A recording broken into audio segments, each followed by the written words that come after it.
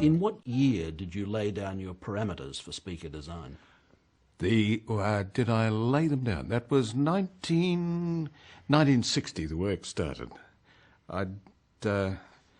Because there was a paper, a very important paper by Jim Novak, that was published in the Proc IRE of America. And that gave me the clue that was sort of the key that I built on. So I did the work in 1960 and I published it in 1961. And what was the nature of the work? Was it the relationship between the characteristics of the speaker driver and the box into which it was to go? Yes. What had happened up to that time is if you wanted to put a loudspeaker in a box, it was well, what you'd call a black art, for want of better term. Sometimes it worked, sometimes it didn't. If a manufacturer told you to put a given driver of his in a box, he would tell you what size of box and where to tune the box. But if you wanted to go off on your own, you were in very difficult territory. And one of Novak's work and Baranek before him were the really important people. But trying to assess my own work, what I was able to do was measure the parameters of the speaker. That's why they're called the Thiele Small parameters, and measure the parameters. Do some quite simple measurements, so that you can say, I have measured the driver. These are its parameters. Now, from here on, you can put that driver in a box of various sizes, but you will only get such and such a frequency response out of it. But that was the real innovation, I think. Well, tell us about your collaboration with Dick Small. What did you do together? With Dick Small, people often say to me, when did you work with Dick Small? The interesting thing is that we never worked together. I was working in the ABC all this time, and he was at Sydney University all this time. But after I published in 1961, one evening I'd been chairing a meeting of the Institution of Radio and Electronics Engineers in Sydney, and this young American engineer and his lady came up and said they'd been told that, well, not they'd been told, that that he had read this paper I'd published 3 years before, and he was interested in loudspeakers, and that was it. And because there weren't many people for me to talk to about loudspeakers, I became good friends, and we have continued as extremely good friends. He and I and Jane and my wife Lexi, it's just been a happy friendship. So with that, with your original parameters, which presumably were for a fairly simple enclosure, what, with a tuned port? Yes, it was for a box with a tuned port. The important thing was that quite honestly, I felt that I couldn't cope with a box as a three-dimensional device. And I realized that at the low frequencies that we were working at, that you didn't really, I thought at the time, you didn't have to consider it as anything but a lumped parameter. You said, I have a volume of a box, that's all I need to all I need to know, and then I related that to an equivalent volume of air that the that the driver provided, so that when you mounted in the box, you could predict immediately just how it was going to affect the response. But at that stage, you were accepting that the characteristics of the speaker driver would determine what the final sound was? Yes. So what were the limitations? If you accepted that, you then had to accept that the downward excursion of the speaker, as it were, was limited. Yes. Well, one of the things that came out of my work was that there are three ways you could go. You could go for a small box, you could go for an extended low frequency response, and you could go for efficiency to get lots of acoustic power out for a given electrical power in. And there were all sorts of claims that commercial claims made for things that gave a beautifully extended low frequency response and was still gave you lots of power out. And remember that in the days of valves, which was when this was started, 15 watts was a whole lot, and that's why. Well, that goes a bit too far, but what I found was that you couldn't have all those properties. You couldn't have efficiency, small volume, very low frequency response. You couldn't have them all at the whole time. But I was able to provide rules by which you can say we can trade frequency response for box size. If you must have low frequency response and efficiency, then you must have a big box. And in those days, if you wanted to get down to 30 hertz, you needed 9 cubic feet. What's that, about 250 litres? Could you, in fact, get down to 30 hertz? Oh, yes. Well, I still have one of my original things at home. And I explained to my wife that it was not going to take up that much space and gave her good reasons for it. And she's very forgiving. What she said in the end was, I know what you said was true, but somehow I thought it was going to be rather smaller. But you did need these enormous big boxes to get low frequency response. But that was to get that response with a 15-watt valve amplifier. Nowadays you get a 150-watt amplifier, and you say, most loudspeakers are have a tenth of the efficiency, if you could believe. Most ones that you buy today, not all of them, there are the efficient ones, but most are a tenth of the efficiency. So to get the same amount of acoustic power from them, where we used a 15-watt amplifier, you now need 150.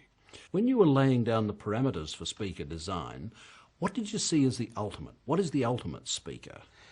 The ultimate speaker? Well, of course, I'd read way back in 1936 that an American called Hugo Gernsback, that before nearly everybody's time, in an American journal called Radiocraft, said that if anybody could get good bass out of a box the size of an orange box, he said, they would deserve what did he say? They would deserve the goodwill of the whole of the world. And I thought that would really be something. But that's commonplace these days, isn't well, it? That's commonplace these days. But again, you see, you've still got physical limitations. If you want to do that, it turns out you've got to pump power in. But the object is to do it without absorbing any unnecessary power inside the box. So what do you think of the solution to the problem of producing the maximum bass extension from the smallest possible sized enclosure? Does the Wise speaker solve that problem? It's a very elegant solution. It's what has happened is that transmission lines used to be considered something that you stuffed up with well, we'll call it cotton wool, but with an absorbent material, and was just a way of absorbing the back wave. Now, what the Wise method does, the PAM method, is to use that and to carry the response up to 150 or more hertz, and it is a beautifully elegant method. And I've been telling Graham Huon that if he'd have asked me at the time whether or he and Greg were going to start this, I'd have said, don't waste your time. The mathematics is too complicated altogether. And that's one of the things. They've got something which extends the response beautifully, but it needs some very complex mathematics. Now, they have solved it, and Graham was showing me today, you handle it this way, and of course, that's the way you get your flat response. Well, it makes me feel comparatively unsophisticated, I assure you. Nevertheless, when you look at it, does it look to you like a natural extension of the original work that you did 30 or 40 years ago? Oh, yes, yes. And in fact, when people say to me, well, what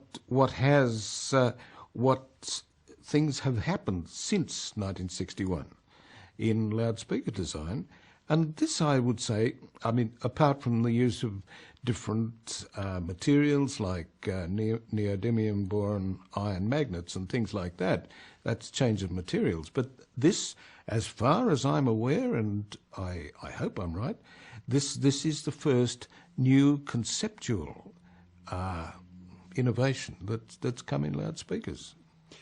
Getting back to what you said, were in effect three mutually exclusive parameters for a speaker. Does the wise speaker in any way solve that problem? Does it come close to the holy grail of the efficient speaker in the small enclosure with the high sound pressure from? Well, no. How do I say it? That mixture of that way you can't move too far in any one direction. The wise method doesn't really change that. But what you must remember that it's not only Graham and Greg's work that is important, but the really beautiful drivers that they made. I mean, if you want to get a lot of power out of a low frequency speaker, then you need a lot of movement in the voice coil, and they've got a driver manufacturer who does meticulous work and is producing drivers that produce 1% distortion according to measurements, 1% distortion below 100 hertz. Now, as far as I was concerned, power for the course could be, and it's not desirable, but could be as high as 10% distortion. So it's not only the fact that they go down so far at one end and comparatively high up the other, is that they do it with very low distortion.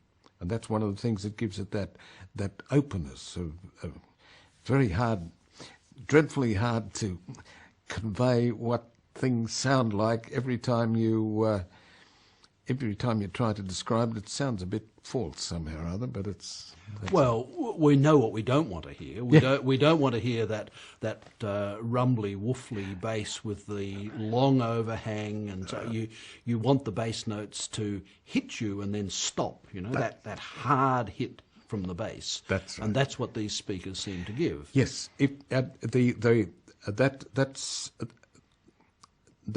that. That is through the design.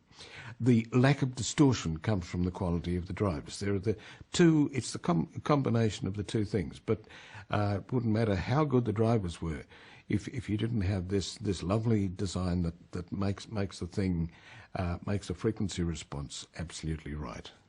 So what they've done is that they have achieved a breakthrough in enclosure design, yes, and coupled it together with a very high quality of manufacture of the driver unit itself. That's right. That's right.